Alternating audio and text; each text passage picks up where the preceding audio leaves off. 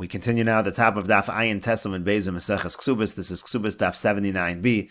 The Gemara continues. Let's say you have a situation of a thievery. Let's say Vlad Behemas Malug, the child of a behem of an animal that was Nichse Malug. In other words, she owned that behema that she brought into the marriage through an inheritance. And then that animal, that behema, had a child, and that child was stolen. So the halacha is Mishalim Tashlumei Kefil Leisha. So then that payment, the double payment that is made for Geneva, that goes to the woman. She is considered to be the owner of that child of the animal. Rashi over here says Vlad Behemas Malug Shenafla La Behema B'Yerusha V'Yolda. Again, she inherited the animal and it gave birth to a child. Tashlumei Kefil Leisha V'Lo Labal. That double payment for the fact that it was stolen goes to the wife and not to the husband. Kasalka Daitach. Right now the Gemara thinks the Kasavar Ein Havlodos Piri Ala Karen, that the child of the animal, that's not considered fruits, that's considered the principal that belongs to her. V'Yilkach Ben Karka. In theory, what you should do with that is you should sell it and use the money in order to buy land, and that land again will belong to her. Why would it be considered to be principal? Because the mother is something, it's not like land. This animal, the mother can die, and then the principal will be gone. So the child of the mother as well, right now we think that's also considered to be principal, and it belongs to the wife. And so the Gemara says Keman. So who does that follow? The statement of the Amora, who does it follow? Lo Karabonan, v'lo Kechananya. It doesn't follow the Rabbanan, and it doesn't follow Chananya, because they say on the contrary, they say that the child of a Behemas Malug actually belongs to the husband. The Tanyas we learned in a Brisa, Vlad Behemas Malug Labal. If you have the child of an animal of Nichse Malug, it goes to the husband. Vlad Shivchas Malug. Now on the other hand, let's say it's a child of a maidservant, and the maidservant was Nichse Malug, so Leisha. So that actually does belong to the wife. V'Chananya ben Achi Yoshia Amar, and Chananya, who is the son of the brother of Yoshia, he says, Asu Vlad Shivchas Malug, Kivlad Behemas Malug. The child of the Shivcha that's Nichse Malug is the same as the child of the animal that is Nichse Malug, and meaning again, they both belong to the husband, but you see according to all Tanoim, the Vlad Behemas Malug belongs to the husband and not to the wife, and that goes against what we just quoted before from the Amoraim. And so the Gemara answers, Afilu teimu divrei hakol. No, you could say that really everybody agrees with the idea that the kefil payment goes to the wife, even though the child of the animal belongs to the husband. What's the reason? Because pira takinu le rabbanan. Because the rabbanan only said that the husband is entitled to the fruit. But pira de pira lo takinu le rabbanan. But the fruit of the fruit, meaning over here, this double payment, this extra payment, that's not considered to be directly the animal. That's considered this extra payment, the fruit of the fruit, that if the animal, this child of the animal, gets stolen, so then there's this kefil payment that's made, this extra double payment for thievery. That extra payment is considered pira de piri, and that would actually go to the wife and not to the husband. So the point is, everybody agrees that the child itself belongs to the husband. That's considered peiros, but the kefil payment, that extra double payment, that goes to the wife. And the Gemara continues, Bishlama leChananya. Now I understand what Chananya is saying in the Brisa that we just quoted above. Chananya equates the child of the Shivcha with the child of the animal. So Hainu de lo Chashin. And let me say the idea is we're not concerned with the idea that the mother can die or the Shivcha can die. We're not concerned with that. The Shivcha or the mother animal is considered the principal, and then the children are considered the fruits. It's consistent all the way around. El Rabbanan, but according to the Rabbanan, why are the Rabbanan making a distinction between the Vlad of the animal and the Vlad of the Shivcha? Why should there be this distinction that the Vlad of the animal goes to the husband and the Vlad of the Shivcha goes to the wife? If they're concerned that the mother will die, so even the child of the animal should also go to the wife. Nami lo, it should not go to the husband but the wife.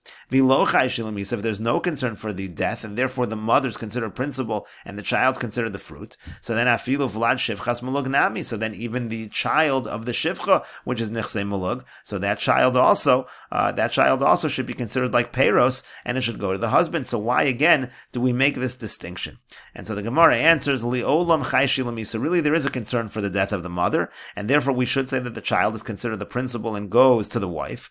V'shani behema, but it's different by the animal, the mother animal. When the mother animal dies, diika ora, in that case there's actually a hide, so the principal is not completely gone. So therefore, in a situation of an animal, the child is going to go to the husband, is going to be considered peiros, because the mother is still considered to be the principal, because the hide is always going to be present. Now that's not true by the Shivcha. By the Shivcha we say that since the Shivcha might die, therefore the child of the Shivcha also is going to be considered principal and is going to go to the wife. And the Gemara continues, Amar Rav Huna bar Chia, Amar Shmuel. Rav Huna bar Chia says that Shmuel says, Halacha kechananya. The halacha is like Chananya, that the child of the shivcha and the child of the animal, they all have the same status, and we're going to say that they belong to the husband. But the Gemara continues, Amar Rav Nachman. Rav says that Rav Nachman says, Afagav de Amar Shmuel halacha kechananya. Even though Shmuel said that the halacha is like Chananya, that the child of the shivcha and the child of the animal, that belongs to the husband and not the wife. However, Moda Chananya, but Chananya admits in the situation of the child of the shivcha, he admits Shimnis Garsha, that let's say she would be divorced, so she should take the child of the shivcha as well. No senes damin vinot lasan. She should pay money. That child is not hers, so she has to pay money for it. But then she will get that child of the shivcha that will be hers. Mimnei shevach beisavia, because that's just considered to be the improvement of the household of her father. That's all one household of slaves, and therefore she gets the mother and the children as well. And the Gemara continues, Amar Rava says, Amar Rav Nachman, the Rav Nachman says, Hechnisa lo eiz lechelba. Let's say she brings into the marriage, she inherits a goat and it produces milk. V'rachel legizasor, let's say it's a sheep and it produces wool. V'tarnagolas lebeitzasor, let's say it's a chicken and it produces eggs. V'dega lepeirosav, or let's say it's a palm tree that produces fruits. So the halacha is, Ochel v'holech ha'chetichla ha'keren. So the husband is allowed to consume those fruits. He can have the milk, he can have the shearings, he can have the eggs, he can have the fruits, even though that's going to wear down the principle, that is still fine. And the Gemara continues, Amar Rav Nachman. Rav Nachman says along similar lines, Ailale glimo. Let's say you have a situation where she brings in this cloak, this garment, so pira have mechasi beviazal adechalia. So in such a situation, it's considered to be like peros, and he's allowed to use it. He's allowed to use it to cover himself. He can wear it, even though again, that's going to wear down the principle. And the Gemara continues, Keman, who does that follow? Ki haitana de Tanya. It follows the Tana of the following brisa. Hamelach v'achol. Let's say you have a situation where she has land, she has property that she inherits, and it produces either salt or sand. So hareza pera. So those are considered to be fruits. Pir shel gofris, machbora shel tzarif. Let's say you have a situation of an area that produces sulfur, or machbora shel tzarif is a piece of land that produces what Rashi calls alum, which is something that is used as a dye. So in those situations, is this land considered land that is producing fruit, or is it just considered land that needs to be sold and you should purchase other land that produces real fruit? So Rabbi Meir, Omer Karen, Rabbi Meir says all of these things are considered to be a principle. V'chachamim Omer Peres, and the chachamim say no, the sand, the salt, all of these items, they're considered to be fruits. This is like regular land. So again, she owns the land and he consumes the peiros. And the Gemara continues at the two dots. Rabbi Shimon Omer, Rabbi Shimon says, Makom sheyofa kochov, it's a situation where he has the rights. Let's say when she brings in the land to the marriage, it has fruits that are attached to the land, so then he has rights to those fruits. That was the same as the chachamim. But then let's say at the time of a divorce, there's fruit that's attached to the land. So then Rabbi Shimon said she will get those fruits just like she takes the land. And so the Gemara says, Rabbi Shimon, Hainu Tanakam. Rabbi Shimon is the same thing as the first Tana in the Mishnah, meaning they're both saying that when she brings in the property and has fruits that are attached, those fruits actually belong to the husband. And the Gemara says, Amar Rava says, Mechuborin b'shas yitzia ika beinayu. No, the difference is, what about at the time of the divorce? So there again, Rabbi Shimon says she's the one that's going to get those fruits, but the Chachamim would disagree. And the Gemara continues with the Mishnah, Naflu la'avadim u'shafacho zekenim. Let's say you have a situation where she inherits slaves or maidservants and they're elderly, so they can't bear children, there's no fruits. So in such a situation, yimachru, you have to sell those slaves. V'yilkach mehan karkia, you use the money to purchase land. V'ochel peiros, and that way the husband can have the fruit of that land. It can be treated like regular nechsei milug.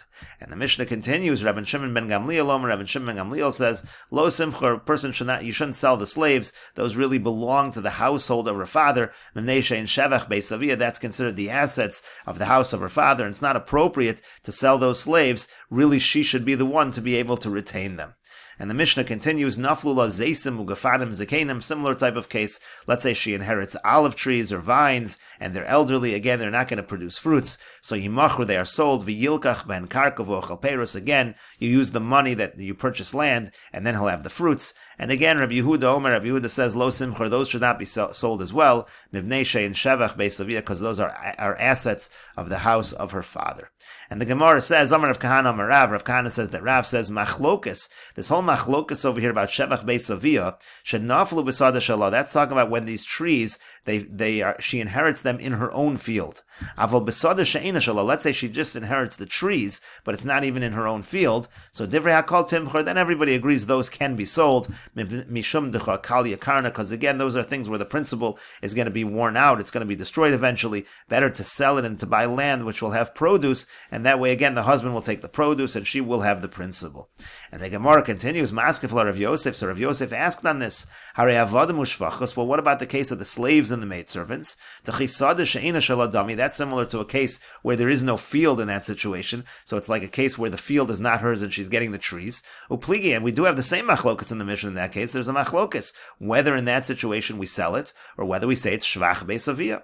And so the Gemara says, rather, if there was any statement made by Rav, it should be as follows. Amar Rav Kahana Amar Rav. Rav Kahana said that Rav said, machlokas besada she'ena shala. On the contrary, the whole machlokas, whether you sell or not, is in a situation where the field is not hers, similar to the case of the slaves as well. Aval besada shala, but let's say the trees are in a field that she inherited, so there's no machlokas. Divrei hakol lo simchor. Everybody agrees that it should not be sold, mipnei shevach beisavia, because that's considered the assets of the house of her father. And the Gemara continues with the Mishnah, Hamotzi hotzaos al nichsei ishto. Let's say the husband spends money in order to improve this nichsei milug, this property of his wife. So hotzi harbe v'achal kima. Let's say he spent a lot of money, but he only got a little bit of produce.